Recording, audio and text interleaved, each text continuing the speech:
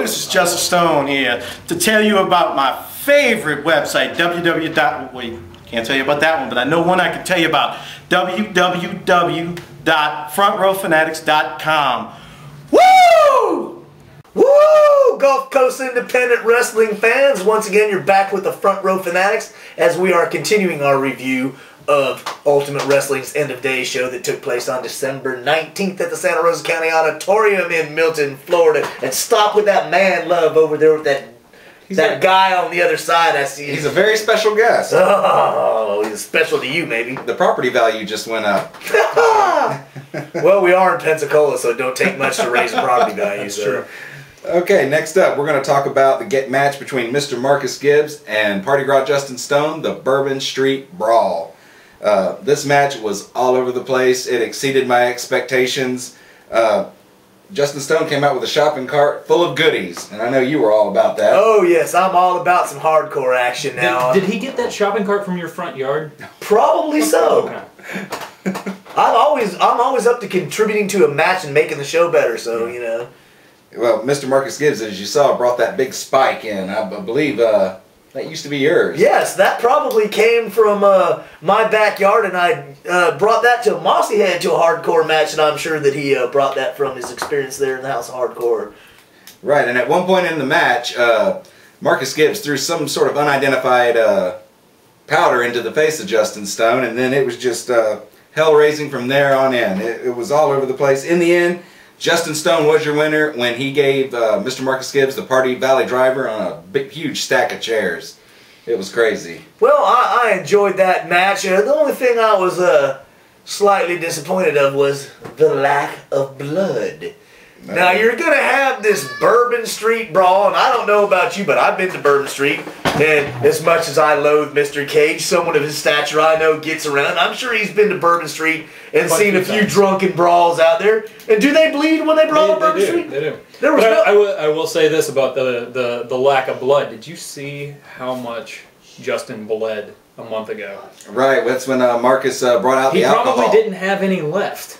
Well, God, I hate to say this, but I'm going to have to agree with Mr. Cage, man. You know, well, in a match like this, you got to ask yourself, was there really a winner? I mean, the stuff these guys put themselves through. Did you see Justin Stone's back? Yes. It was unreal. Marcus hit him with a strap, hit him with chairs, garbage can lids. I mean, it was unreal. And Marcus got his licks too, you know. Justin Stone gave just as good as he got. They both took a physical beating in this match. I will definitely say that, and all I can say, it was better them than me. So absolutely, yeah. One match. You have anything else to add on it, or? No, I enjoyed it. Good match between two guys I enjoy watching.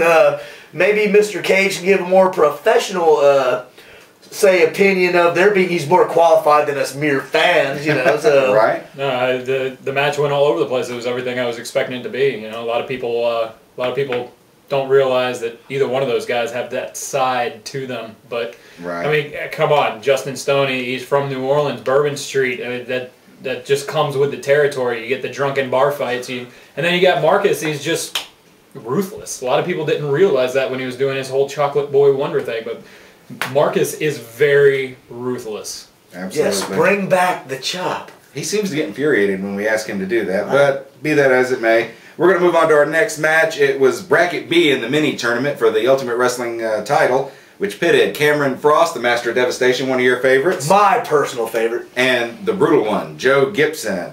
Princess Alicia's personal favorite.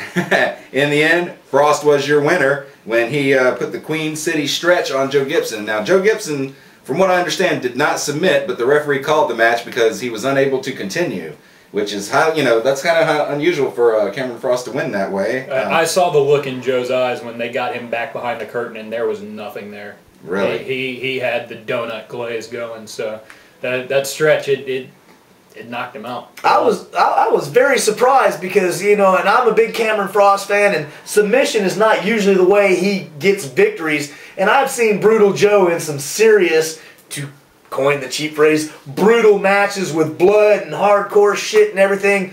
And I would have not expected this to be the way the match ended at all. Right, so I have to give an extra double thumbs up to my man, the Master of Devastation, for, well, I can't say submitting because Joe didn't submit, Yeah, but for... that's the thing. Neither one of these guys has actually beaten the other one-on-one. Joe's never been pinned by Cameron. Joe's never tapped. Cameron's never tapped from Joe.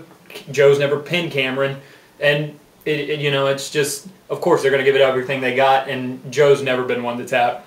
So it didn't surprise me at all that once the stretch was locked on that Joe fought it until he just couldn't anymore.